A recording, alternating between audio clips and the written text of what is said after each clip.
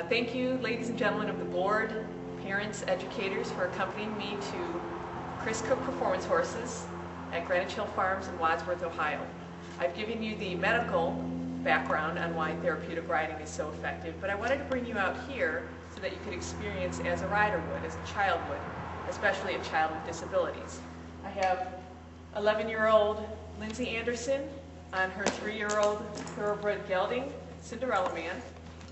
And while Lindsay is able-bodied, she's going to show why therapeutic riding is so effective and the mechanics and the correlation between horse and rider. Now, if you look at Lindsay as she's riding, one of the things therapeutic riding does is it targets the vestibular system. The vestibular system controls the sense of balance in a rider. And as the horse is moving, that rhythmical movement constantly unbalances the rider, so she has to contract and relax her muscles in order to rebalance herself. Therapeutic riding is also very similar, if you can imagine, to the rhythmical movements of walking, and that's why it makes it so effective to children, especially that have difficulties walking. It targets these very deep muscles called the adductor muscles, and those are your hip and thigh muscles. Those are extremely hard to reach with conventional therapy. Therapeutic riding also, the warmth of the horse helps to target something called spasticity, which is described as an intense Charlie horse. And the constant rhythmical movement of the horse helps to break up that spasticity along with the warmth of the horse. Now, therapeutic riding uses things called therapeutic vaulting, where they use different positions of the rider in order to target different facets of their therapy. For instance, Lindsay right now is riding without a stirrup, and so the gravity helps stretch her muscles down. But we can also apply a stirrup and change and target muscles here or here. Therapeutic riding also helps to stimulate other areas less tangible than physical benefits, such as the emotional well-being of the rider themselves. Imagine, if you will, being a child with disabilities and the frustrations that they have, the struggles that they have, and they're being poked and prodded in doctor's offices in the traditional therapy. And walk into this world of horses and sounds and sights. It targets the olfactory system. As we just saw Cinderella walk by, not always pleasant smells, but it helps to stimulate the auditory listening skills and also the vision skills as they are riding. Horses provide instant feedback. If Lindsay were not to give the correct cues, Cinderella Man simply would not go. It imparts an incredible sense of satisfaction and empowerment to the child, especially to a child with disabilities who struggles, who's always looking up to the world, where in this case, for the first time, the child is looking down to the world. It's a very good sense of satisfaction and pride that a therapeutic student will impart using this type of therapy. I'd like to thank Chris Cook Performance Horses for his help in this demonstration.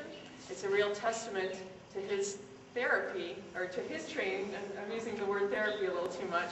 It's a real testament to his training that we are in fact using a 3-year-old thoroughbred. Thoroughbreds are traditionally high-strung animals. I'd like to thank Lindsay Anderson for her help, and it's a real testament to her abilities that she's actually willing to get on a 3-year-old bareback in this demonstration.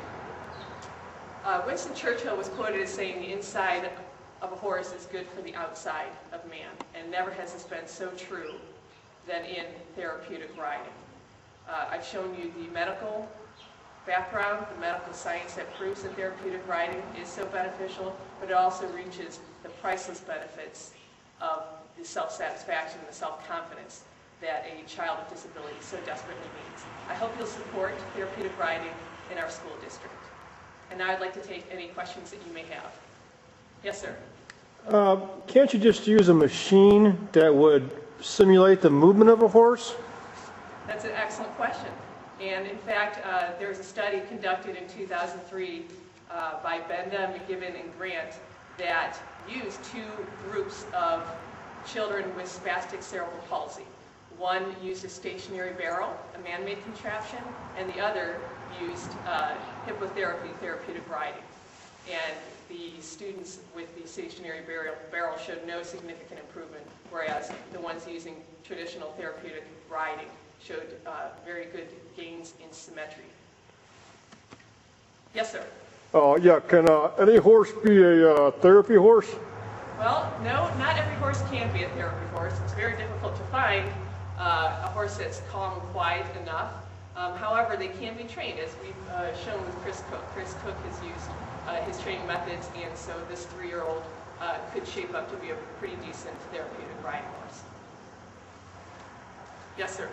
Can parents be handlers too? Anyone can be a handler if you go through the proper training. It's very enjoyable work if you like that sort of thing. There's a good sense of satisfaction, especially for a parent if they see their child with those intangible empowerment gains. Yes. Yes, sir. How much does it cost? Well, that varies from therapeutic center to therapeutic center. But one thing that's consistent is the community support that you get. And so fundraising can really be quite effortless and also can be fun. Lots of people like this novel idea of therapeutic riding. They like the horses, and it's really a pretty easy way to market your fundraising is through therapeutic riding, through the horses themselves. Any other questions? Okay, who wants to pet a horse? Come this way. Thank you very much.